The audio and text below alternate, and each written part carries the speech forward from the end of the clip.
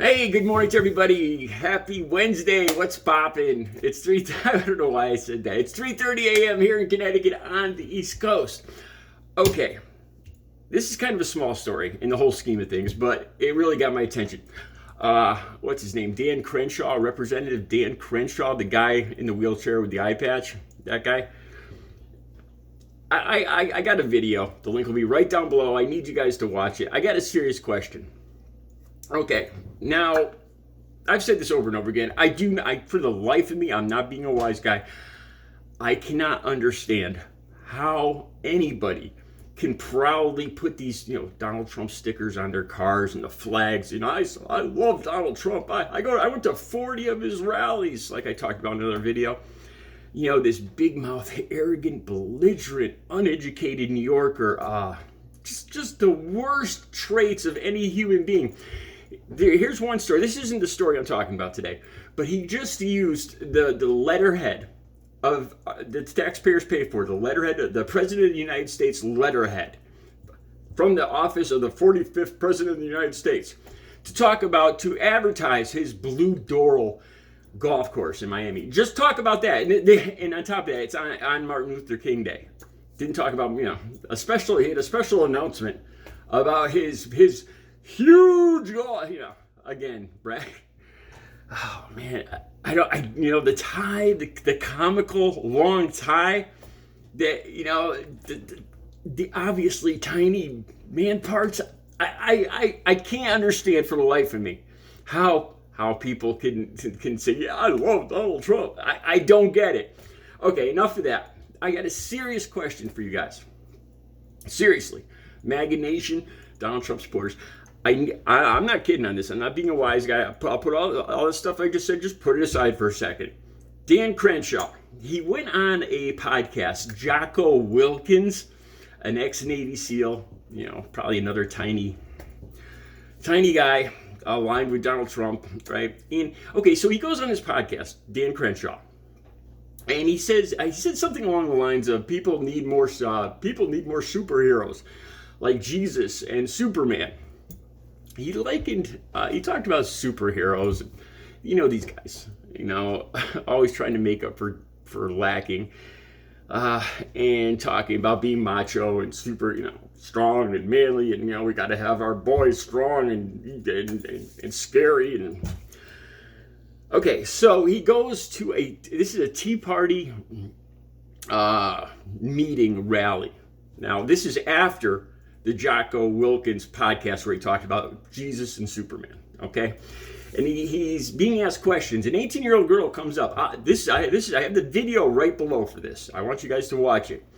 And she takes him to task for this. She's angry.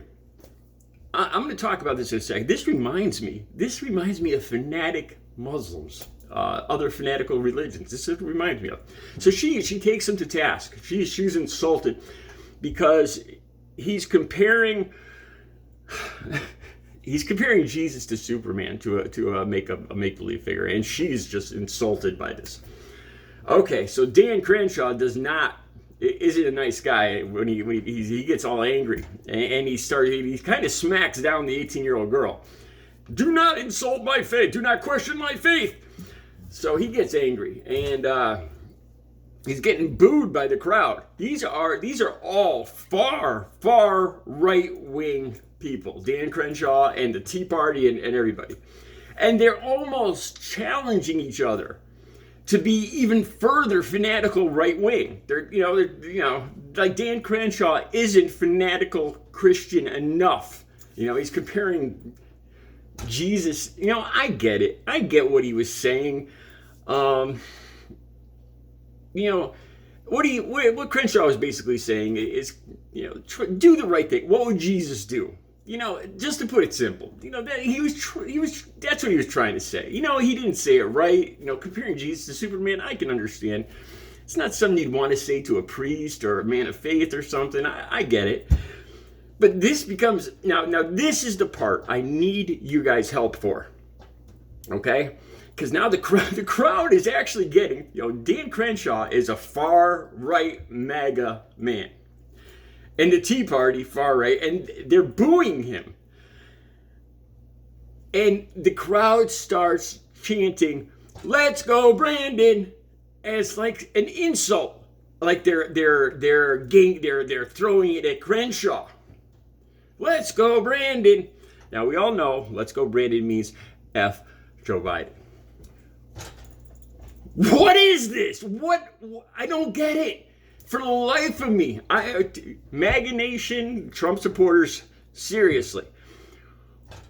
I have no idea what they're doing here. I even tried to use empathy to understand this. Okay, I'm a Democrat. I used to be an independent, but since the rising of Trump, I've gone farther left. And I thought about another Democrat that I don't like, trying to put myself in using empathy, putting myself in a similar situation. Like if I was like Joe Manchin. I can't stand Joe Manchin. We're both Democrats, but I can't stand him. Now, would I go up to Joe Manchin and say, F Donald Trump, and yell at him? See, that's the same kind of situation. We're both Democrats, and I'm saying, F this Republican, just like this crowd was doing, all Republicans, to each other, saying F Joe Biden. It makes no sense. Joe Manchin would probably go, yeah, F Donald Trump, So, then I start thinking, why doesn't Dan Crenshaw just say, yeah, let's go Brandon? Because I don't get it. For the life of me, man, I do not understand what is happening in this situation. Has it really gotten to the point where they don't even really they don't even cognitively realize what they're saying in their insult? Like they're so used to going to crowd chanting "Let's go, Brandon" when they get angry. They're so used to that reflex action that in this situation had nothing to do with Joe Biden, nothing to do with any Democrats, absolutely nothing to do with that saying, with NASCAR, with Brandon, with anything, that they just automatically go to a default setting or revert back to "Let's go, Brandon." When they're driving down the road and somebody cuts them off, do they stick their head out the window and go, "Let's go, Brandon! Let's go, Brandon!" Help me out here, people. I don't understand it. Another thing, this reminded me of Charlie Hebdo, the French magazine that in 2011 they put out a cartoon of the Prophet Muhammad, and it infuriated Islam, the Nation of Islam, basically. And then in 2000, I'll put the links down below. I'll find the links and put the links down to this. In 2015, two gunmen from Islamic gunmen broke into the magazine's headquarters, and I think they fatally wounded 10, 11 people over a cartoon. This is where it starts. This is what it reminds me of. Fanatical. With them there, it's almost like they're challenging him because he says something. Because he compares Jesus to Superman, which, honestly, I could see how people would kind of stare blank-faced at that. Like, priests would be like, but I could understand what he was saying. I get it. I get where he was going with it. What would Jesus do? And they get angry. They push each other to more fanatical extremes. Like, you're not extreme enough for us. And that's where this "Let's go, Brandon" jumped in. You're a traitor. Let's go, Brandon. You're a Biden. Is that really what this is about? For the life of me, people, I'm not kidding around. Help me out here. I could have talked about 100 different other stories today. Trump, on Martin Luther King Day, used letterhead from the president of the from the office of the president of the United States, the 45th president, letterhead, taxpayer letterhead, to talk about his Blue Doral Miami golf course on Martin Luther King Day. He's no longer president of the United States. He's still using the letterhead, the taxpayer letterhead, to talk about and advertise his golf course in Miami. Nothing to do with Martin Luther King, nothing to do with the United States. Wow.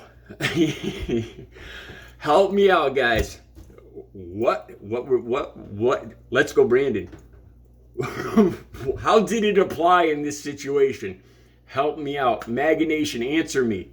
And don't even dare say it's fake news. The links will be down below. Have a great Wednesday.